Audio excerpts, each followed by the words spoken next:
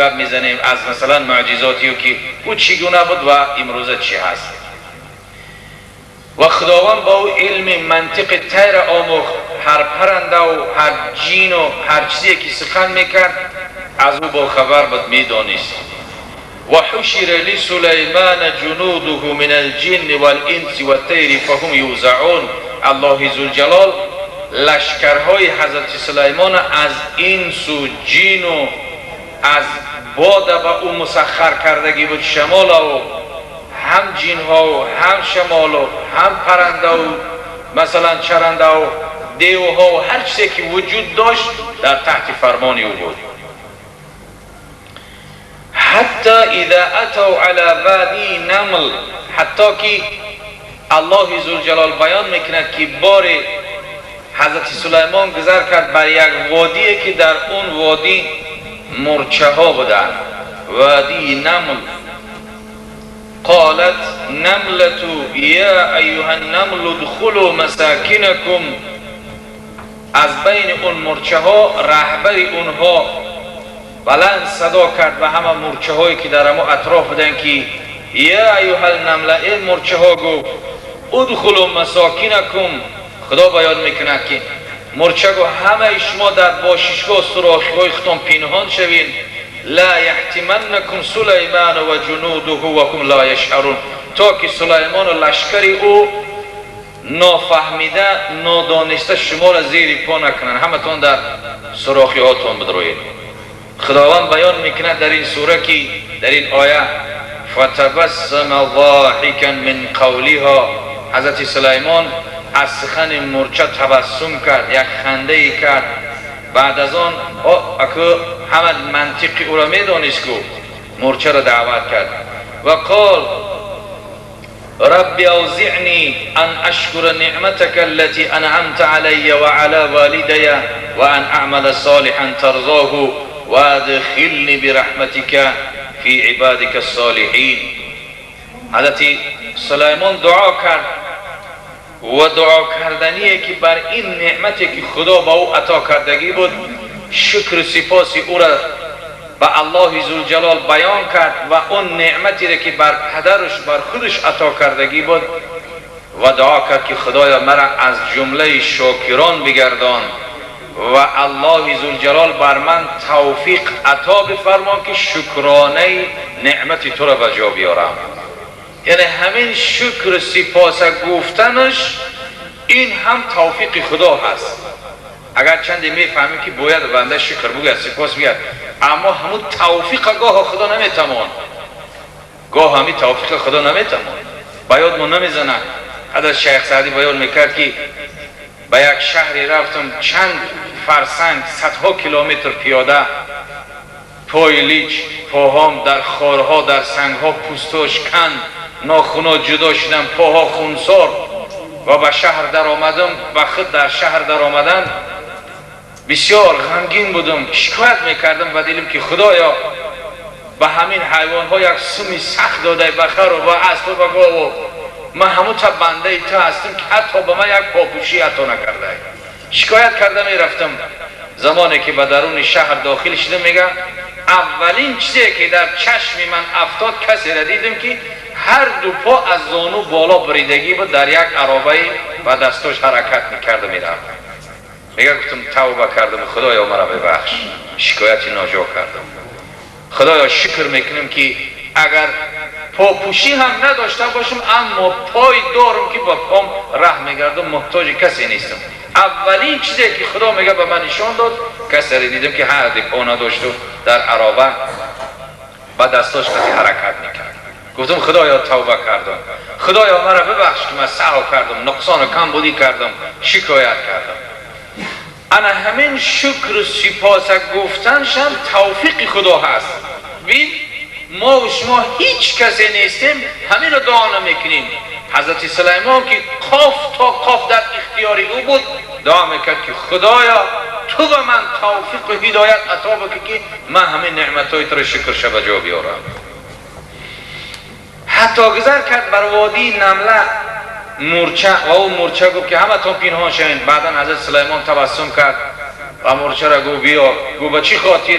تو به این لشکریات امر میکنی که پنهان شوین. آیا تو نمیدونی که هیچ پیغمبر در تاریخ ظالم نیست؟ هیچ پیغمبر ظلم نمیکند و کسی یگان ظلم نمیارد، یگان مشکلات نمیارد. پیغمبرها را خدا میفرستد برای راه از چاه فرق کردن این بنده های خدا و امتاش. گفت بله میدانم. گفت مورچه گفت خب که بدانی به چه خاطر مردم همه را گریزاندی لشکراتا که پنهان شین که حضرت سلیمان قطعی لشکر تیپاتو نکنه؟ گفت به خاطر که شما میدانم که عدل دارین، کسی را به پا نمیجی نه تو نه لشکری تو، اما مورچه یک جاندار ضعیف است، چیزی نداره، در تی خاک سراخ میکنه و زندگی میکنه. همین لشکر و حشمتی تو را نبینن که شکر نعمت خدا را فراموش کنن، بگن که خدایا ای با سلیمان و ای با لشکری ای قدر عطا کردگی، تخت عطا کردگی و با ما مورچه ها هیچی. تا که همین شکر نعمت خدا را ترک نکنن، گفتم که نبینن همین حشمتی تو را. حضرت سلیمان تبسم کرد و چی مورچه دانایی بوده است؟ گفت چند قدر در تحت فرمانی تو است؟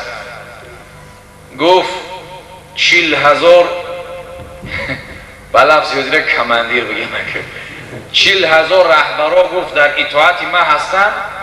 او 40,000 هر کدامش با خودش 40,000 با لشکر دارن. خیلی کلام دست، خیلی رهبری کلام دست. بعد از آن حضرت سلیمان علیه السلام از صحبت او بسیار خوشش آمد. گفت که حضرت سلیمان علیه السلام مورچه پرسید که با چه خاطر همین انگشتریه که در انگشتی تو هست؟ حضرت سلیمان گفت همه جین و اینس و پری و جوک و جاندار همه در اختیاری تو هست. همون انگشتریه که حضرت سلیمان در انگشت کردگی بود، وقتی که او را خواست در انگشت کنه همین انگشت ها صدا برآوردن. انگشتی نرینه گفت که ابهام، و ما گفت چله را به منوای همه در بقوات غوث هستم، از همه خوبتر هستم، صدا برد. این انگشت صبح گفت با ما بگذار که من دویم اشارت میکنم. ایش گفت که با ما بگذار از همه در درازتر من هستم. ای گفت که من معتدل هستم، با ما بگذار. همه انگشت ها دعوا کردن، فقط همین انگشت خورده چیزی نگفت. حکمت ببین، حضرت سلیمان انگشتری در همه چیلی که خوردی میدکش کرد. اینها کبر کردن، از رحمت محروم موندن و سلیمان علیه السلام انگشتری را در همه انگشت خورده که میدکش کرد. بعد از آن مورچه گفت که این انگشتریه که در انگشتی تو هست، گفت همه جین و اینس و دیو و پری و همه در اختیاری تو هست. باد و تخت بر بالای باد و بالای او بساط پرواز میکنی و چی خاطر همین اطاعت انگشتری تو را میکنن؟ چی حکمت دارد؟ مورچه پرسید. حضرت سلیمان خاموش ماند. گفت که این انگشتری تو یک سنگ پاره هست، قاف تا قاف در اختیاری تو هست. تو بدون ای سلیمان که همه ارزش دنیا با بود و نبودش یک سنگ پاره را قدر ندارد. یک سنگ پاره چرا قدر ندارد که در انگشتی تو هست؟ و نگوی که همه مسئله که یگان فکر کنی که ما از همه زورتر دیگر هست. باز پرسید مورچه که تو دعا کردی، حضرت سلیمان دعا کردگی بود که رب اغفر لی، آیه کریمه هست، خدایا مغفرت کن مرا، و حبل ملکن، خدایا بر من ملک عطا بکن که لا ینبغی لاحد من بعدک، هیچ کس بعد از من اخیل ملک عطا نکنی، انک انت الوهاب. گفت تو نیک بخشنده هستی. از همین دعای تو گفت بوی حسد میبره که هیچ کس غیر من همیت ملک نتی. حضرت سلیمان سخت در غضب شد.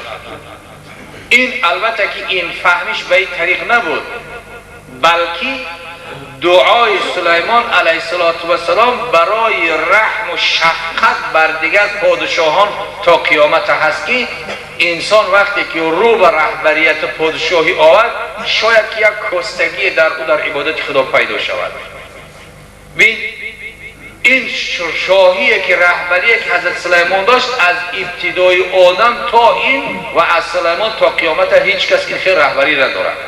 در جین ها پادشاه، در انس ها پادشاه، در دیو و پری پادشاه، در پرنده و چرنده و شمال همه پادشاه، زبان همش میفهمیدگی. بعدن گفت از این بوی حسد میبره که حضرت سلیمان در غضب شد. سیوم سوال گفت مورچه حضرت ابراهیم است. باد را در اختیار تو گذاشت، چرا؟ همین باد تختی تو را میبره میاره، یک ماهره هم میبرد.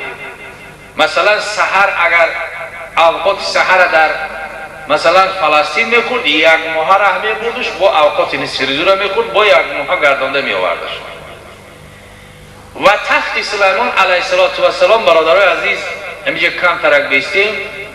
جمعه گذشته بعد از نماز جمعه همون خیلی عقب پیشرفت شده. ما در اینجا جمعه را گذرانده استیم، در روسیه تماشا دیده ایستن، ما گوش کرده ایستن، همین خیلی خوب پیشرفت بوده است. گفتن که ما از روسیه سوال کردن که در همین تخت حیران شدیم که آیا به منزله یگان گلیم است یا به منزله سمالیات است. باز این مسئله را کو کردیم. تخت حضرت سلیمان علیه السلام این سمالیات هایی که امروزه مثلا اگر زور برای 300 یا 500 کس میبرد، در پیش کم هیچ چی است. یعنی اگر سمالیات های امروزه را بگن که 5 تا ستاره داره، پیتیزیوزش بگن، او تخت حضرت سلیمان او 100 ستاره هست. تخت حضرت سلیمان وقتی که بلقیس آمد، در همون تخت 8000 کرسی طلایی بود. 8000. 4000ش فقط اهل علم میشتن، آدمای زیایی. 4000ش علما میشتن. 4000 دیگرش کارکنای دولتی، وزیرا، از رهبرای جین ها و عالم ها و دیگر جا کردگی بودن. 8000 کرسی طلایی داشت. و لشکر جین ها، لشکر انسان ها، کنیز ها، غلام ها، سواره ها، همه در بالای همه تخت بودن و او بساط شمال میبرد، باد میبردش. یعنی با امروزه اصطلاح امروزه بگیم که سوپر کلاسیک بود. دیگه اندک مندک نیست. اگر هرچی کلاسیک امروز پیشرفت باشه، او تخت سلیمان سوپر کلاسیک بود. 8000 کرسی طلایی، اندک نیست. و با بالای سرش همه پرنده ها سایگی میکردن. با هوای تازه بود. پرنده ها سایگی میکردن بالای سرش و قناتاشون که آفتاب و گرمی به او تأثیری نکنه. اگر امروزه سواره ها را مثلا ببینیم، همین سمالیات های کلانترینی که مثلا هست در ما و شما، صداش در عصب ضرر دارد، گوشخراش است. حتی همین سمالیات های توی 154 رسیال منع کردگی نیستیستولش برآوردگی بودن، همه جا مشهور بود، در دنیا کتیفک میزدن که سمالیاتی توی 154 بودن. 2 سال پیش در حج رفتن در عربستان سعودی، در ایرپورت رهش نداد که آوازی بلنده، رهش نداد که آوازش بلنده. این خلل میرسانه در ما و در اپاراتوی ما و گوشوی ما گفتن. اینجا تعریف میکرده، او قبولش نکرد مسلمانی را بین. خب آوازش ضرر است، دودش ضرر است، مثلا خوفی غلطیدنش هست. او مثلا با خودش بورد انجینیر و فلان و پکان خلبان دیگر داشت. اما تخت سلیمان از همه این چیز پاک و منزه بود، تازه بود، خوشبو بود. همین قدر کلام بود اون تخت. خب دیگر پرسیدش که مورچه که همه در باد است، مثلا تختی تو، کرسی تو، 8000 کرسی طلایی و فرماندهی تو، برای چی در بالای باد است؟ باد در خدمت است، یک ماه ره میبره میارد. حضرت سلیمان خب کرد، گفت به خاطری که تو آگاه باش که همین ملک دولتی تو، ثروتی تو، پادشاهی تو، یک پوف یک باد هیچی نیست. باید حضرت سلیمان خاموش ماند. و بعد از اون در دفعه اخیر حضرت سلیمان بسیار تعجب کرد، گفت چی مورچه دانایی بوده است؟ خیلی سوالها و جوابها گفت. مورچه گفت که خداوند علم فقط بر پیامبر و بر انسان ها نداده است، بلکه بر ما هم علم عطا کرده است که انسان آگاهی ندارد. و بعد از آن مورچه گفت که حضرت سلیمان که تو خودت میدانی که معنای همین سلیمان چیست؟ چی معنا داره نامی تو؟ حضرت سلیمان باز خاموش ماند. این دفعه در جواب گفت که معنای همین سلیمان همی است که دل در دنیا مبند که اجل در پای توست. وقتی که را گفت حضرت سلیمان دیگر خاموش ماند و بعد از تختش سر به سجده گذاشت. الله ذوالجلال حمد و ثنا و سپاس.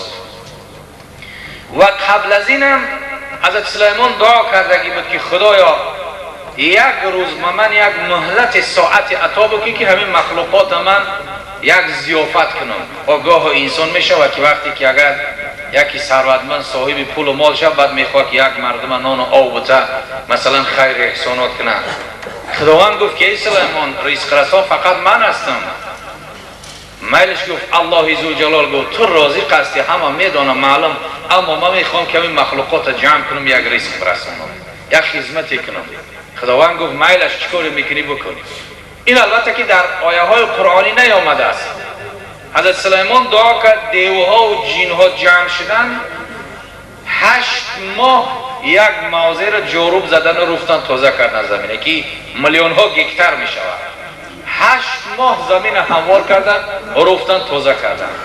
جین دیوها را هم کرد از مشرق تا به مغرب همه مأکولات و خوراکی های بود همه را جمع کرده آوردن. به همون قولی که در کتاب ها بیان میکند در همون جمع کردگی حضرت سلیمان علیه السلام 700,000 دیگ نهادگی بودن. 700,000 دیگ نهادگی بودن که هر دیگش 70 گز به 70 گز کلانی داشت. اینه که در عقل انسان راست نمیره.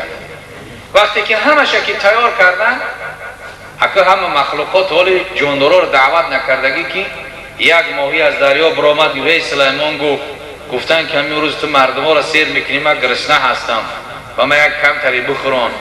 حضرت سلیمان کم تر صبر که همه را دعوت کنیم از مشرق تا مغرب. بعد هم برابر این مردم نه من گو سخت گرسنه هستم گو در این وقت هر وقت خداوند روز که مرا میرسون میلش گو خیلی 70,000 700,000 یکی از یک قدری بخوره بعد دیگر رو بیاین. همین ماهی از درون دریا برآمدگیش همون 8 ماهی که زمین کشاد کردگی بودن و از مشرق تا مغرب همه را جمع کردگی همه را یک لقمه کرد. و باز ای سلیمان گو من گرسنه است مرا سیر کن. حضرت سلیمان دید دیگر حیران شد. گو من هر روز 2 حصه 3 حصه میخونم 1 حصه خودم 2 حصه دیگهش مانده است. من گرسنه‌ام در نزد خدا تو را شکایت میکنم. گفت ماهی در دریا درآمد برفت. دیگر مخلوقاتی که همه آمدن همه گرسنه و همه تشنه و همه یعنی که به شکایت برآمده رفتن. حضرت سلیمان فهمید که رازق فقط الله ذوالجلال است.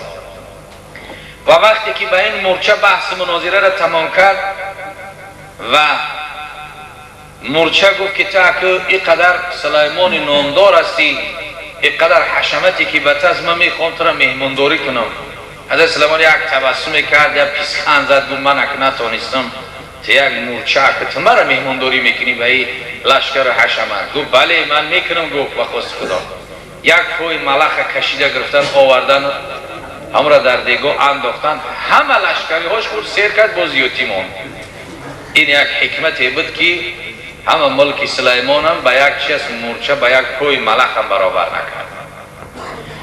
وقتی که از این البته که درگذشتن حضرت سلیمان علیه السلام در تخت بودن که همه پرنده ها که به بالای سر حضرت سایگی می انداختن جای هدهد خالی بود و حضرت که در آیه قرآنی می آید که استعذ بالله و تفقد الطیر فقال مالی لا مالی لا ارى هدهد ام كان من الغائبین لأعذبنه عذابا شديدا او لأذبحنه او ليأتيني بسلطان مبين فمكث غير بعيد فقال احدت بما لم تحط به وجئتك من سباء بنباء یقین. خداوند بیان میکند که وقتی که حضرت سلیمان مکان هدهد دید خالی است و یک قولی که از همون مکان شعاع آفتاب میرسید، اما این شعاع آفتاب رسیده دیگرش در قرآن نیامده است. وقتی که دید همون مکان خالی است پرسید که هدهد کجا است؟ گفتن که نیست. گفتی در خدمت من کوتاهی کرده است. گفت اگر بیاید هر آینه او را ذبح میکنم، یا اینکه یک عذابش میتون که بر دیگرها همه مخلوقات درس عبرت شود. اندک زمانی بود که هدهد آمد. اگر گفت حجت نداشته باشد، هدهد گفت من حجتی دارم. گفت در یمن گفت به یک شهر گذر کردم که نام اون سبا بود و در اون سبا ملکه رهبری اون مملکت، ملکه یعنی زنی بود به نام بلقیس.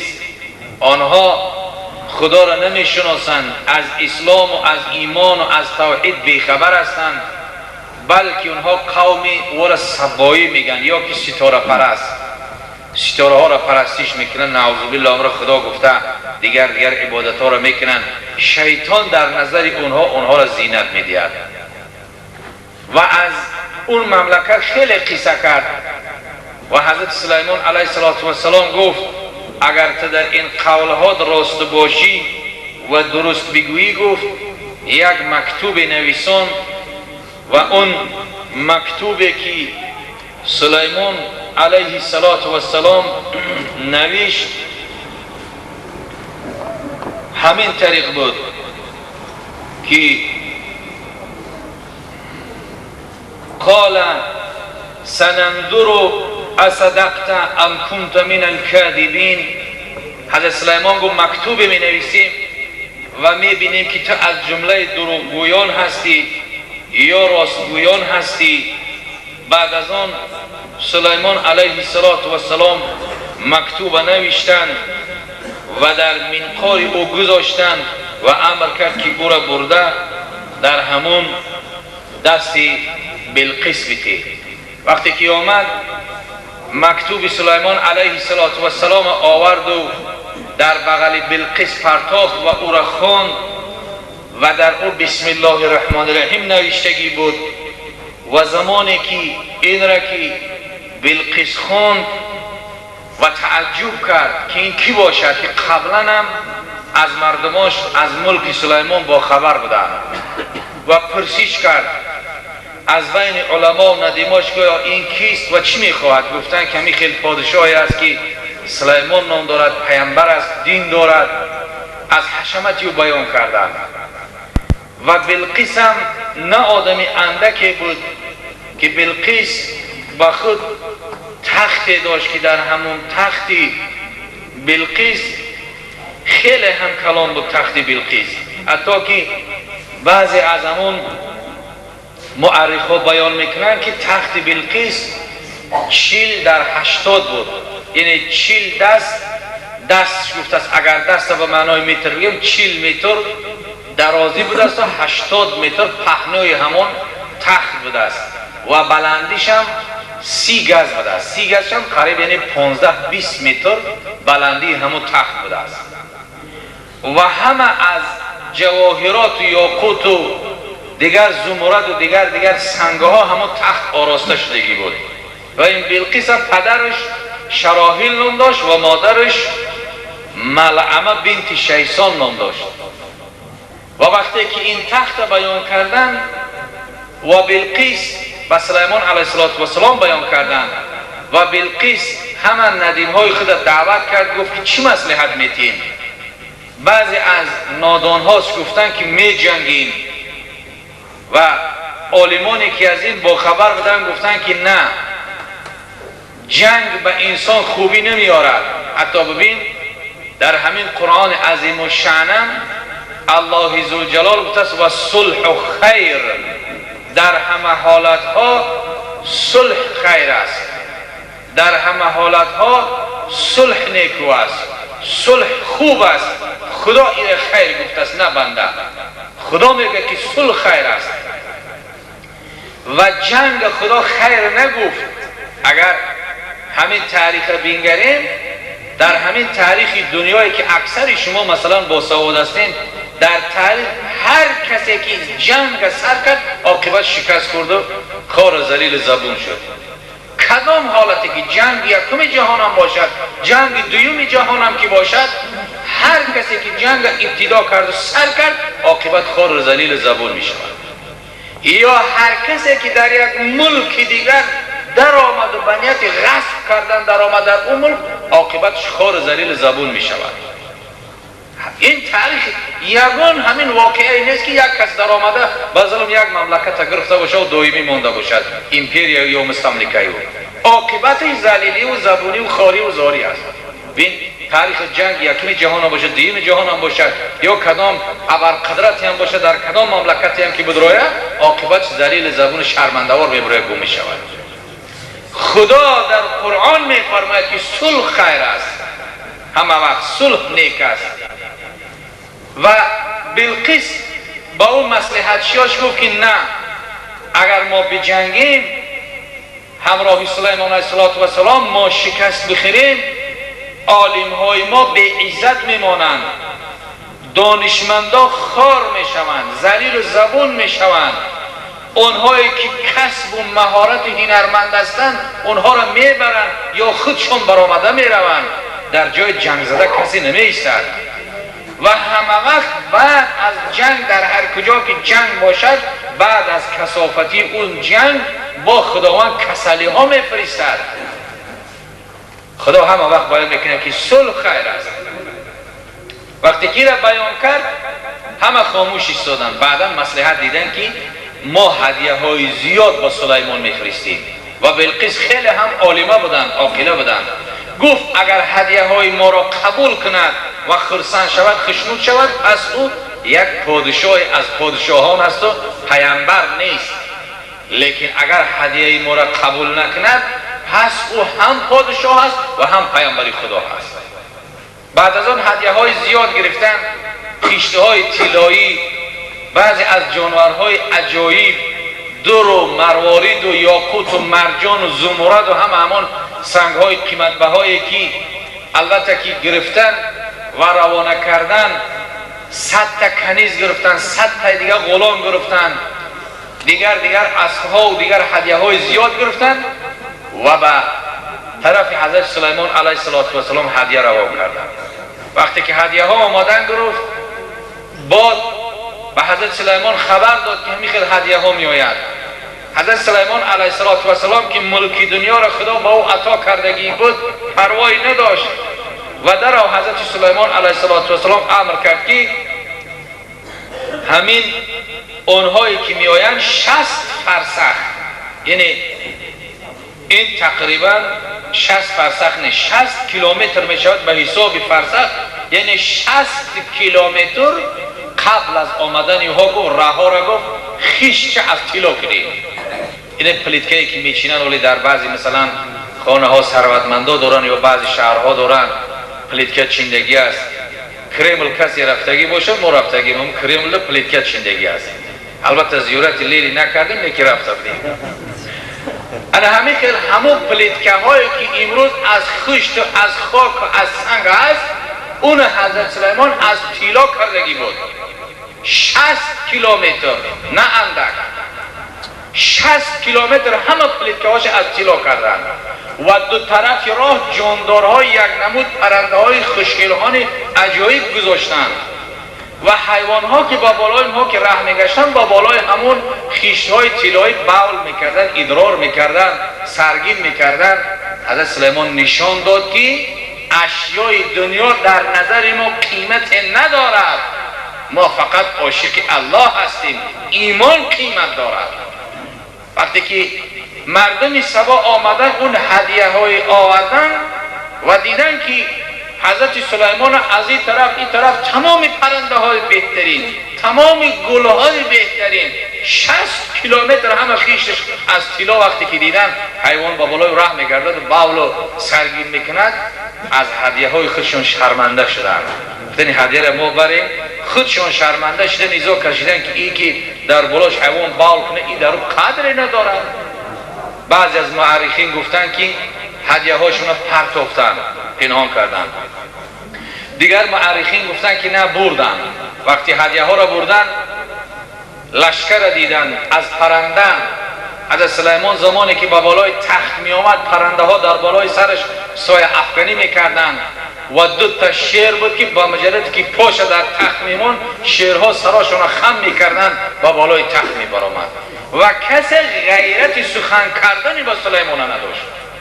وقتی که اینها آمدن با هم اما هدیه های ناچیزی خودشان، حضرت سلیمان خوب قبولشان کرد و با آنها نصیحتی کرد و گفت که همتون ایمان و اسلام قبول کردن. دیگر نگاه کردن که لشکری جین و دیو همه کمر بسته در اختیار هستند. آنقدر اشیای دید که خود در حیرت ماندند و بعد از آن گشته بودند که حضرت سلیمان گفت شما این هدایای خودتون فراموش کردید، این را همراهتون ببرید. یک چیزی از او را قبول نکرد. وقتی که هدیه ها را گردانده بودند و با بلقیس که حکایت کردن، بلقیس گفت یقینا که این نه تنها پادشاه خالص بلکه پیامبر خدا هست. اگر پادشاه میشید حکم روایی و دنیا را دوست می‌داشت، هدیه ها را قبول میکرد. اما وقتی که هدیه قبول نکرد، پس این هم پادشاه هست و هم پیامبر خدا هست. و بعد از آن بلقیس با خود عهد کرد که من خود به پیشی سلیمان علیه السلام میآیم و خود روان شد. در این بین البته خیلی هم دیگر سخنهای زیاد، قصه های زیاد وجود دارد که همه رو ما به تفصیل نمیگوییم. همونش که در تفسیر است و در قرآن است همون را بیان میکنیم، چون که در این باب در قصص الانبیاهایی که مثلا هست در اونجا از اسرائیلیات خیلی زیاد پوش کردگی هستند، بسیار اینها ناصحیح هم هستند در این کتابا. بعد از آن بلقیس خودش آمد با لشکر زیاد. وقتی که روان شد به حضرت سلیمان خبر کردند که بلقیس همراه لشکر خود برای اسلام آوردن آمده ایستاده است.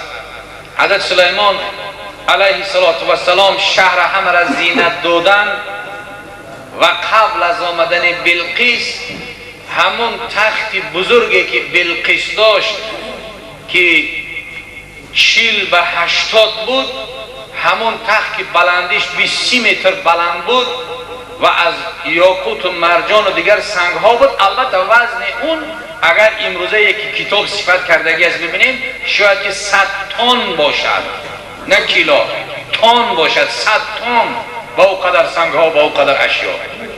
و در بین 7 قلعه، همون قصر بین 7 قلعه ماندگی بود و به 7 پرده های کلان شوندگی بود که او را کسی از جاش البته 100 تن کی جون مانده میتوند. و حضرت سلیمان علیه السلام به همه لشکری ها خطاب کرد که کی از بین شما میتواند که همون تخت قبل از آمدن بلقیس به اینجا بیارد تا که معجزه پیامبر را ببیند. از بین لشکریان عفریت یک دیوی از جاش خیست، گفت که حضرت سلیمان علیه السلام گفت که ای فرستاده خدای پیامبر خدا، گفت پیش از همین مجلس خیستنی تو من همین قدر قوت دارم که همون صدها تانه گرفته بیارم در همین جا بمانم. بلقیس نارسیده، شما از جای خود همین مجلس تانه تمام نکرده بیارم. حضرت سلیمان گفت که نه، دیر می شود، این هر کس میتوند. کی از این به شتاب تیزتر میتوند؟ موافقی آیه کریمه مفسرها بیان میکنند که حضرت سلیمان علیه السلام و معجزه قطعی او را آورد.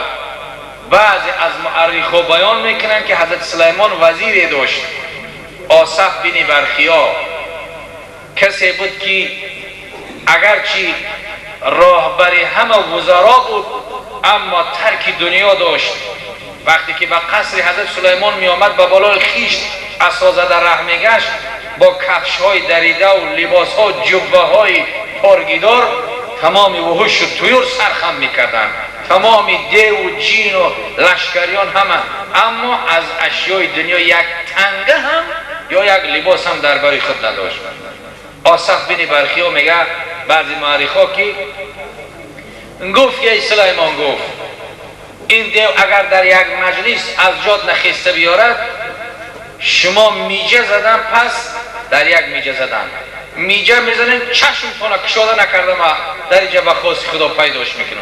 اینا کرامات اولیاء میگن، کرامات الاولیاء حق، معجزه برای پیغمبر هاست و کرامات برای اولیاء ها. کرامات فقط گمراه ها باور ندارند، اونهایی که فرقه های زال هستند، زال گفته لغزش کرده و گمراه شده، کرامات باور ندارند. چهار مذهب اهل سنت همه کرامات باور دارند و صاحبی همین چهار مذهب هم همش هم کرامات دار بودن، ولی خدا بودن. و کرامات الاولیاء حق و مشی علی الماء و طیران فی الهواء و حضور الطعام و الشراب عند الحاجه. در عقیده اهل سنت میره بیان میکند که کرامات اولیا حق است، با بالای آب ره گشتن کرامات است، پرواز کردن در هوا جعفر تیار کرامات است، در نزد نبودن هیچ طعام پیدا میشود کرامات است. حضرت مریم را در زمستان وقتی که حضرت زکریا هر بار که میرفت میوه های تابستانه میدید، ای مریم اینها از کجا هستند؟ اینها از نزد الله هستند.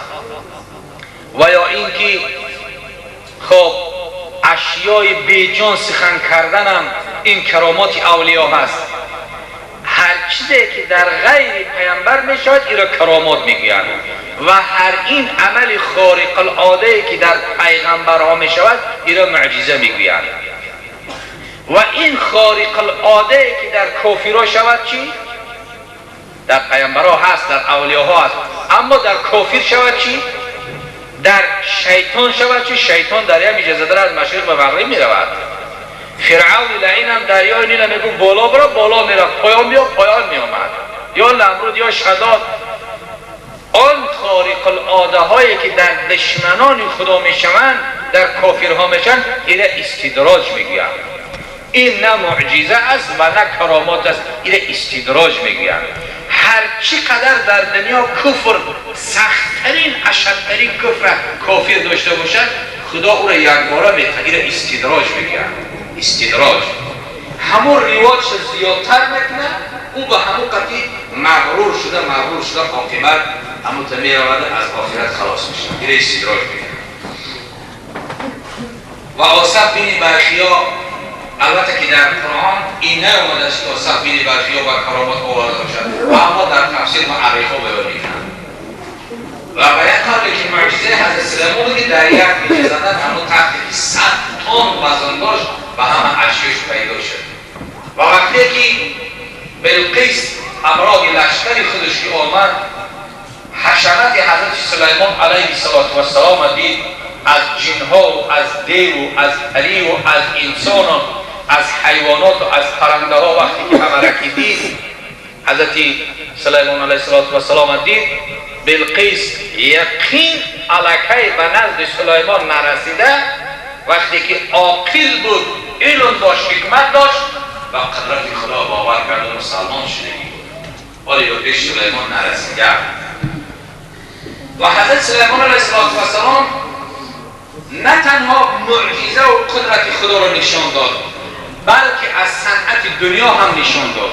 حال امروزه مثلا عمارت هایی که مثلا در دیگر جاها میبینیم تا مثلا که 100 آشیانه است یا از 100 آشیانه زیادتر است، بعضیشون کهنه شدگی فرسوده شدگی است، بعضی دیگر مثلا موز لیفت 100 آشیانه میبرارد. یا عمارت هایی که کسی مثلا در خارج گشته باشه دیده باشه، عمارت هایی که بسیار با صفت ترین در ترکیه است یا در دوبای است، مثلا عمارت ها را ببینید، اون عمارت های خوب در ما نیست. یک تنین عمارتایی که در یک ثروتمند داره میگه این خیلی چی خوبی نیست، این در نزد او عمارتای اونجا مثل یک آغل از این چقدری نداره. حتی خشتی پخته در همونجا نمیبینیم، مگر یگان کم بغلی در خاک خنک موندگیش و خشتی پخته نکنه، عمارت چه دیگر نیست که فرق دارد همه جا. حضرت سلیمان علیه السلام قصرهای بنا کردگی بودن که همون قصر حضرت سلیمان علیه السلام جای علما علاهیده بود، جای علما علاهیده بود. در اون تخت گفتیم که 4000 کرسی طلایی، علمایی که مشورت میدادن بر پیامبر خدا. ببین هم پادشاه بود، هم پیامبر خدا بود، هم عالم بود، هم زبان جین میدانست، هم زبان وحوش و طیور میدانست، هم شمال در اختیارش بود، محتاج به سخن علما بود. علما را گوش میانداخت که چی میگویند در تدبیر مملکت. در حدیث های پیامبر خدا صلی الله علیه وسلم رسول خدا بیان میکنه که هر پادشاهی را خداوند خیر به او بخواهد، نیکی بخواهد، مشاورها و وزیرهای بهترین به او عطا میکند. خدا اگر به پادشاه سعادت خیر بخواهد، مصلحت‌های دلسوز و خوب به او عطا میکند که در هر کار او را آگاه میکند. این دولتداری و سیاستمداری کاری بازی نیست، کاری هزل نیست. یک خاندان مونه بازی دل خواهمی مردا را اگر بپرسی که چند فرزند داره میگه خیر 6 7. بعد میگه اوش فلان فلانش تولد چنده، میگه چون نمیدونم. صنفی چنده، 4 5 نمیدونم. فرزند که قطعش نون میخوره تا میخوره هر روز در پیش 4 5 میگه نمیدونم.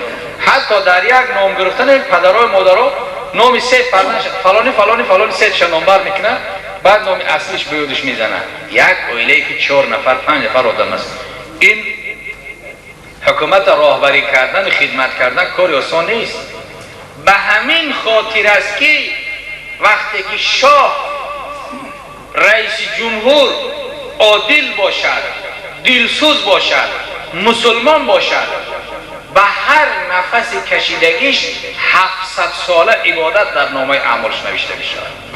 700 سال وقتی که دلسوز باشد و عادل باشد. این مرتبه را کی دارد؟ وقتی که بلقیس آمد و اون فرشهای طلایی دید، کرسیهای طلایی دید، در خدمت جنها را دید، دیوها را دید، همه کمر بسته ایستاده، بسیار حیران شد و همه جا تماشا کرده می آمد. وقتی که تماشا کرده می آمد، گذر کرده یک همه قصرها را می دید. بعد از آن همون سببی که هدیه های بلقیس سلیمان علیه السلام قبول نکرده بود، معرخا بیان میکنن که به خاطر که بلقیس مشرک بود، ستاره پرست بود، مسلمان نبود، هدیه مشرک قبول نکرد پیامبر خدا.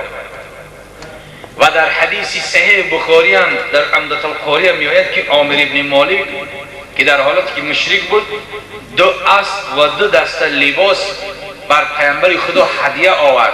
رسول خدا ایران قبول نکرد. هدیه مشرک پیامبر خدا قبول نکرد. حدیث صحیح بخاری از شرح عمدة القاری است. قرآن بیان میکنه که سلیمان علیه السلام هدیه های بلقیس قبول نکرد، برای مشرک بود. و دیگر یک چیزی که البته که گفتنی و هم شاید ضرورت نداشته باشد، ما و شما بدانیم، البته که دوست داشتن مردم خود، ملت خود، دین خود، این هم ضروریات است. هیچ بیگانه در هیچ اثر برای ما و شما خوبی نمیخواد او قدری که ما خودمان با خودمان میخواهیم. هیچ بیگانه در هیچ اثر با ما و شما بهی و خوبی نمیخواد.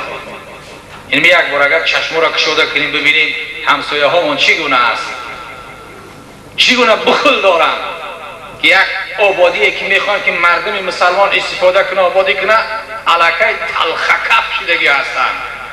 دور نریم یا که بالاتر از اوش ببینی همسایه کلانی دورتر اینها آباد میشه و گفتن این هم همه تلخکف هستن، نمیخواهند. هیچگاه در هیچ دور زمان بیگانه برای ما و شما خود یعنی جمهوری تاجیکستان خوبی نمیخواد. باید ما آگاه باشیم. هر چقدر که وگان قطعی اگر دلار رو بیاره بتا تو را باورت نداره. سلیمان پیامبر خدا بود، هدیه مشرک قبول نکرد. ولی برای هدیه پامش در همین کوچه ها هرچی گم شید همین پامش خدا گمش کنه، خداوند خودمون ثروتمند کنه که محتاج به بیگانه نشه. برای یک آرد شکر و روغن همسایه به همسایه کشتل و کشتل. این وکیلا را جاناشون در نوک بنیاشون آوردگی هستند. مربوطی ثروتمندشان بوده، کمبغلشان بوده. الان که همین دور سویتی و کنه گذشته است. همین دور سویتی یاد داریم، همین موسفیدمون پدرمون گوشی هر کسان این گوشی بوینه افتن نمیخوردنش. همون را نمیخوردن که پرهیز میکردن که همین بسم الله و الحمدلله گفتگی نیست. حال یک پا میشه که او بسم الله الحمدلله کجا نمیدونی در ترکیبی چیست. برای همین مردمی با معرفت و با مدنیتی ما همسایه با همسایه دشمن شدیم. برای هم آرد شکر روغن همون با خانه وکیلا را میرفتن جنگ دعوا میکردن. نمیدونه که در ترکیبی او چی است. میکروبی هست که حتی بعد 10 سال کار میکنه، استفادهش میکنی 10 سال پس در کار میدروید، 20 سال پس در کار میدروید. سلیمان علیه السلام هدیه بلقیس قبول نکرد. پیامبر خدا همون اسب و لباس هایی که مشرک آورده که قبول نکرد، مگر قبول کردن هدیه مشرک، قبول کردن هدیه کافر این حکم نیست که قبول کردنش تماما حرام معموشه. نه، گاه قبول کردنش جایز است، رخصت است. گاه به منزله مثلا صلح یا به منزله قرض یا به منزله معامله، مثلا معامله دولتی اگر همسایت پاگیزم دارالحرب هم باشه، کفر هم باشه، سودا و داد و گرفت رفت و آمد، این جایز است که را باید بکنیم، چون که به این نمی شود. همین همسایه دل خواهی شما اگر خدا را انکار کنه، همسایه از خدا همسایهش کردگی است، حق همسایگی داره. و قبول نکردن هم مصنفا بیان میکنن که به خاطر بود که مشرک بود. وقتی که بلقیس و آمد حشمت سلیمان علیه السلام دید، به او نزدیک شد و حضرت سلیمان علیه السلام نه مثلا من که امروزه فسانه هایی که امروزه میکنن یا هیچ چی نیستن، در همون درون قصر به درون قصر قطعی دریا میگذشت. همین قصری که مثال در همونجا 10 20 هزار 100 هزار آدم کار بار دارن و همون دریا میگذشت. بالای دریا در همون دریای صاف ماهی ها بودن، سنگه هاش نمایان بود.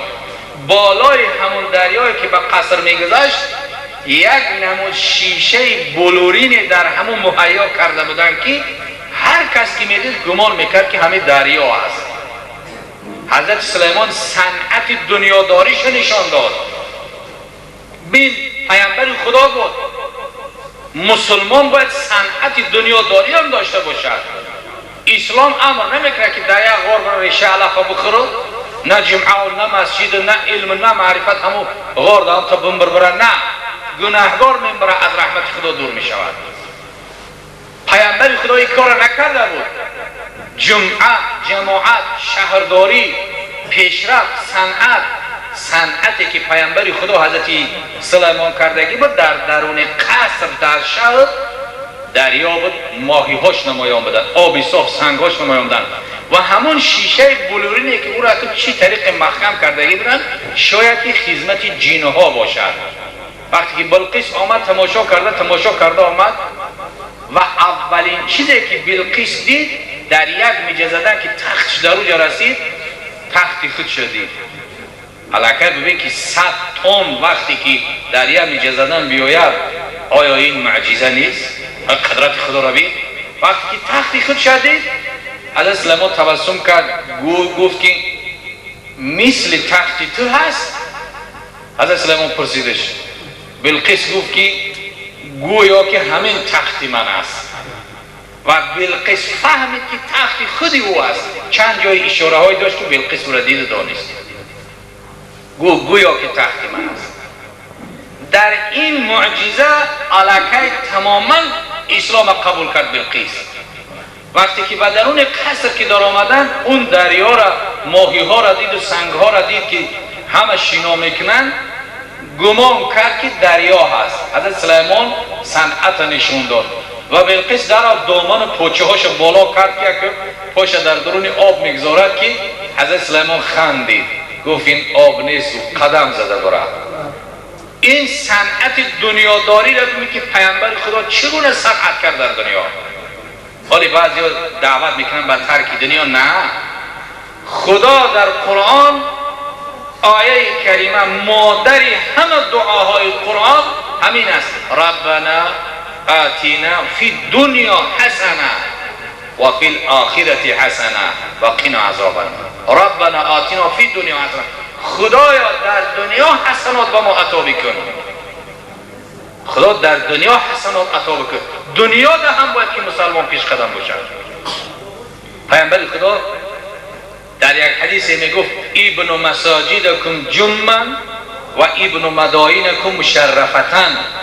پیامبر خدا میگه بینا کنید مسجدهایتان را از حسن خالی و بنا کنید شهرهایتان را مشرفه. شهرهاتون را پیغمبر میگه چقدر آباد و زیبا کنید، چقدر صنعت به کار برین که غیر دین ببینه حیران شود، نمونه بگیره. مسلمان عالم باشد، مسلمان با تقوا باشد، مسلمان ادب داشته باشد، مسلمان معرفت داشته باشد، مسلمان صنعت داشته باشد، مسلمان خوشبو باشد، مسلمان تازه باشد، همه از مسلمان عبرت بگیرد. مسلمان شهری آباد داشته باشد که غیر دین بیند حیران شود. لیکن صدها افسوس که بجای مسواک سنت رسول الله تازه کردن دندان میبینیم مسلمان در کشکی دهنش یک مشنوس پرتافتگی شو کردیزه، خیلی نرجوی کردیزه، نه گپش معنا دارد نه صورتش ببین که این ترک سنت رسول الله هست. یا بعضی مسلمان ها سیگارت میکشه در برش میشینی همون سیگارت که دود میته با گوشاشو با پتکای بنیش میبرارش همیتا دود غلبا توتای پیچکه واری در برش میشینی بوی دودی همون میزند علاقه ناراحت میشه. همون میگن مسلمانو اوشان میگن مسلمانو اکه با ویش که با بالاتر اکه بانگ گیره یک ورن نامشونه نمیگیریم اکه توکلشون به خدا دیگه. حضرت علامه لاهور میگفت نوجوانی را چوبینم بی ادب روزی من تاریک میگردد چو شب. علامه لاهور رو ببین، دوست خدا را ولی خدا را ببین که جوان مسلمان وقتی که بی ادب میبینه میگه روزی سپید من به مثل شب سیاه تاریک میشود، همو قدر خفه میشم. نوجوانی را چوبینم بی ادب روزی من تاریک میگردد چو شب. سالها اندر جهان گردیدم، انگلیا رفته بود، بریتانیا رفته بود، درس دادگی بود، نیمی دنیا را گشتگی بود علامه لاهور. سالها اندر جهان گردیدم، نم به چشم منعمان کم دیدم.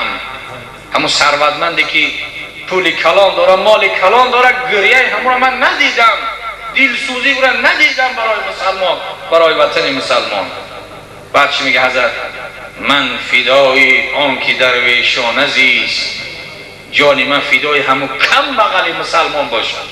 من فدای آن که درویشان عزیز، وای آن که از خدا بیگانه عزیز. به صنعت نشان داد حضرت سلیمان که ملکه یمن بلقیس وقتی که بالا کرد پاچش و دامنش، وقتی که دید که شیشه هست این پشت تر نمی شود، در صنعت دنیویش هم تعجب کرد. وقتم تمام شد، در اخیرش کوتاه کرده داریم برسونیمش که دیگر. خب بعضی از قولها هست که آیا بلقیس ملکه یمن حضرت سلیمان گرفته بود یا نه؟ در این باب خداوند در قرآن چیزی بیان نکرده است. لیکن بعضی از روایت ها ابن عساکر که یکی از محدثی بزرگ است از اکریمه بیان میکند که حضرت سلیمان علیه السلام بلقیس خود خواستگاری کرد، زاره کرد که مرا بگیر و زنی. بعد از مسلمان شدنش، موحد شدنش، اکریمه ابن عساکر از اکریمه صحابه پیامبر نقل میکنه که حضرت سلیمان رو نکاح کرده گرفتگی بود و در همون تخت سلطنت و چیزی که بود همون طریق خودشون گذاشتگی بود و در یک ماه 3 روز رفته در یمن هم همراه او ایستاد. اما این قول صحیحیتی را که خدا میدونه که قول صحیح است یا نه، چون که در قرآن از نکاح کردن و گرفتن بلقیس خداوند چیزی بیان نکرده است. و بعضی های دیگر گفتن که بلقیس خود پدرش از نسل آدمی بود اما مادرش جینی بود. در اینجا یک سوال به میان میاد که اگر به شرط جین باشد پس نکاح جین چه است؟ در فتواها بیان میکند که نکاح جین برای انسان درست حرام است، چون که خداوند میگه که زنها را ما از نسل خود شما آفریدیم، آرامش در قلبهای شما پیدا میشد وقتی که از نسل خودتون باشد. یعنی زن در انسان یک آرامش پیدا میکند. اگر پرابلم های غیر اولیوی باشد اینها هم یک طرفه هستند، اما وقتی پرابلم اولیوی باشد بسیار مشکلات است. نکاح جین در فتوا میاد اگر زن دعوا کند حامله دار باشد بگوید من از جین حامله دار شدگی هستم، میگه بعد قاضی رخصت است که او را استنباقش کنه قابل شود که اون قبول نکنه این گپا. و مردم نکاح اگر یکان جین مسلمان نکاح بگیره نکاحش درست نیست، حرامه. خب در خیلی کتاب‌هایی که در باب جین هست، عبدالسلام بالی یکی از علمای بزرگ مدینه منوره هست که در همین باب جینیات سر کار دارد. خداوند او را همون قدر تقوی داده است که حتی که در همون خاندانش هزارها 2000 نفر بیماری ها میرن، 2000 نفر همین تا به میکروفون یک بار میخونم و جیناشون نابود میشود. حتی جایی که نرود اگر کفشی هم را میبرن یا اگر مالچش میبرن همه گم میشن. این نشانه تقوی اوست. دو کتاب دارد، یکی وقایت الانسان من شیاطین و جن و دیگر کتابش اسرار مبتار. هر دو کتابش هستن. در همون جا هم بیان میکنه که جینی ها نکاحشان درست نیست. نکاحشان درست نیست چون که اون قصه های میارن که فلانی جین نکاح کرد گرفت از او باز تولد شد. مثلا قصه امیر حمزه سالهای پیش خورده کتاب امیر حمزه را همین قدر به ذوق میخوندیم که همین در خواندنش گردن من شاخ میشید، کله را بالا نمیکردیم. لیکن الها صحیحیت او را که وقتی که انسان گفتی گپا تحقیق میکنه، آنالیز میکنه، و بسیار دروغ هستند قصه ها. امیر حمزه کوی قاف رفت، زنگ گرفت، یا پری را گرفت، دختر تولد کرد و دختر قریشی نام دارم، قصهش بیاد من. همینا دروغ هستند. انسان به انسان الفت میبرد و جینی ها را هم بیان میکنه که در اینجا رقیه خانه باشن انسان که به جین ها سر کار دارن. ما سر کار نداریم الحمدلله به جین عالم جین. اگر میگه 100 وعده بودن 100 وعده 99 تاش باور نکنه که دروغگو هستند، بسیار دروغگو هستند. البته که همون فاسقا و بدینا و کافرها و مسلماناش خوب هستند. الحمدلله مسلماناش هم همینجا قطعی ما و شما نماز میخونن، در صف میلیون تا در صف ایستادگی نماز میخونن. مسلماناش موحدوش هستن. یک جین خونه باری پرسیده بودیم که می جین‌هایی که در همین اطرافا هستن مسلمانان یا کافر؟ گفت بسیارش مسلمانن. گفت نماز میخونن بعد پرسیدیم که جمعه میخونن؟ گفت جمعه میخونن، اما اطراف بودگی‌ها خودشون میگه بیان میکنن که رفتن نماز جمعه را توی دامن محمد الله نماز میخونید. یعنی اگر چنده که با چشمی سر نمیبینیم اما آنها ما و شما را میبینن. پیامبر خدا نه تنها بر انسان بلکه بر جن ها مخصوص است. پیامبر خدا وقتی که سوره الرحمن میخوان، هر یک آیه که فبیعی آلاء ربکما تکذبان میآمد، در همین صحابه خاموش بودند. پیامبر گفت برای چی برادرای شما جواب میکنن شما خاموش هستین؟ صحابه را گفت برادرایش من جنهای مسلمان وقتی که آیت قرآن را گوش میکنن اونها جواب آیت میتن. و در شرح الوقایه هم کتاب فقهی است، میگه اگر انسان تنها نماز بخونه سلامت بنیت منصب و من البشر و الملکی، بنیت انسان باشه و البشر و الملک. اگر هیچ کس در برد نباشه میگه و الملک، یعنی ملائکه کرام کاتبین هم همراه نماز میکنن. بعد در حواشی شرطش و کذا جین المسلم، این چنین جینای مسلمان هم که صف میگیرن نرخی با نماز میکنن، هموارا میگه در نیت بیاری که هم صف میگیرن نماز میکنن مثل ما و شما عبادت میکنن. خب و این قولی که بلقیس گرفته باشد حضرت سلیمان شاید که همین قول صحیح نباشد. و این قولی که حضرت امیر حمزه کوی قاف رفته زنی پری گرفته 18 سال یا دروغ هستن یا باوری نیست. خب نکاح جین خلاصه این چی است؟ من هست. خب دیگر آیا جین غیب میداند یا نه؟ یا مسئله ضروری وقت هم بگذاره که بگیم شما بعضی مثلا فولبینا بینو که جادوگر پادوگر یا همش کافر هستن یا همش یا بدین هستن کافر هستن و هر کسی که به یا باور کنه کافر است. پیامبر خدای را فتوا شد کسی که میگه من حتی عرافم او کهانم، کسی یک بینو که فولبینا منجمه به پیش میروه و تصدیقش میکنه با آن چیزی که او میگوید، پیامبر خدا میگه فقط کفر بما انزل علی محمدین، بس او کافر شد بر اون چیزی که بر پیامبر نازل شد. خب فولبین خوب اینه که همه اونها دروغگو هستند. اگر همین رو کپل کرده بگیم روششون رو سیاه میکنن همش. همین فولبینا جادوگرا کجا دادن که یک روز پیش میگن که مردم چرمگره بخیزن که سیل میوید، کجا دادن این بدبخت ها؟ خود در کلام کجای تاجیکستان که نباشد یا همینانی که جین داریم، جین در اختیار مرگ. آخه دروغ میگه، روش بد میکنه، کجا ده همون جینی تو خبر بده که سیل به مردم نبره نکشه، خونش چپا نکنه، یا سیلی که در دیگر جا آمد یا در دیگر منطقه آمد، همون کجا ده نمو بینوکا بگه نمیره، یا اقتصادی تاجیکستان پیشکی بگن فلان عمله بکنن. وقتی که حضرت سلیمان ابتدا به همین بیت المقدس بیناش کرد، بنای بیت المقدس یک جمعه دیگر اما نمیگیم بس کرده برای حضرت سلیمان، جین ها خدمت کردگی بودن. و وقتی که بینا تمام نشدگی بود که روز در بالای کرسیش برآمدگی بود، حضرت سلیمان عصا در دست که عزراییل رسید. گو کی هستی؟ گو فرشته مرگ. گو زیارت اجئت زائرا عقاب، زیارت ما آمده یا که برای جون گرفتن؟ گو برای جون گرفتن آمدم. گو اجازت میدم، کار بود نکردم، ولی ماندگی از بیت المقدس، این خانه مقدس. گو وقت نیست. گو یگان نصیحت کنم وقت نیست. طهارت کنم نماز بخونم وقت نیست. چیکار میکنم؟ بعد انت عصاش قپید و گفت اگر مرگی مرا این جین ها خبردار شوند همه کار پرتافته میروند. در همون عصای خود ایتا عصاش از دو طرف تکیه کرد، جان به جانم تسلیم کرد. بعضی ها میگن راستا بود و بعضی ها میگن در کرسی نشسته بود. وقتی که در همون از همه قصر بالاگیش کی بود، شیشگی بود، از همه جا نمایان بود. جین ها خدمت میکردن، کار میکردن. وقتی که میدیدن نشستگی عصا در دستش، خیال میکردن که در عبادت هست، چون که بسیار وقت در عبادت هم فرو میرفت که ساعتها میایستاد. با یک قول 6 ماه، با یک قول 8 ماه دیگر همون طریق ایستاد که جین ها کار میکردن.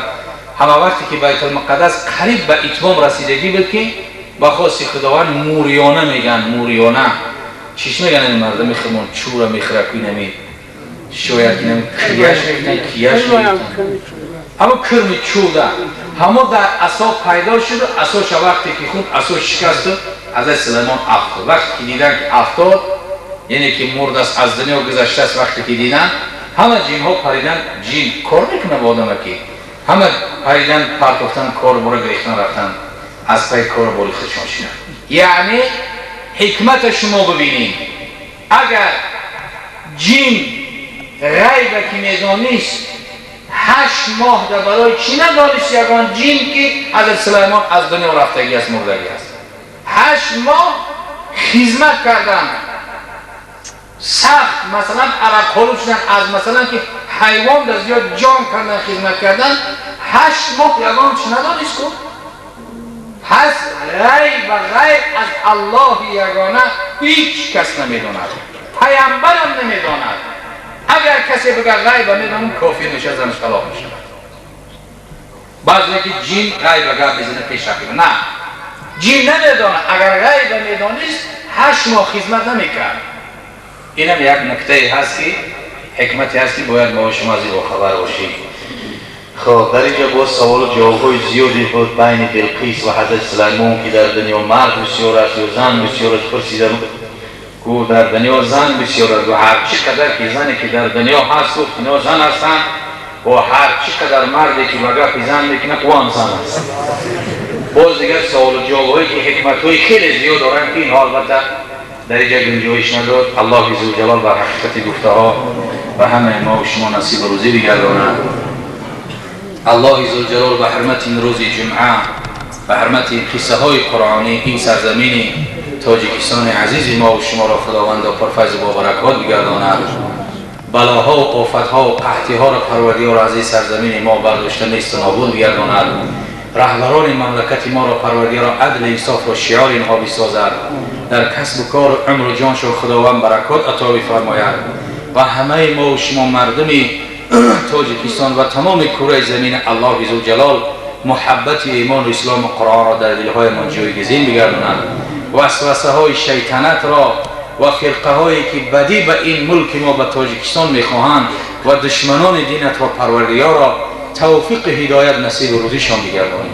اگر لایق توفیق هدایت نداشته باشند پروردگار را هرگز به مقصدهاشان نرسانیشان. و الله عزوجل گذشتگی های ما و شما را رحمت و مغفرت بکند. خصوصا او برادرایی که خواهش کرده بودند که از تاریخ حضرت سلیمان سخن کنیم. الله ذوالجلال و برادرها رو هم خداوند برکت عطا بکند که به سبب اینها من خودم شخصا باز کتاب را گفتیم خیلی چیز از تاریخ حضرت سلیمان فهمیدیم. الله ذوالجلال باز برادرانی که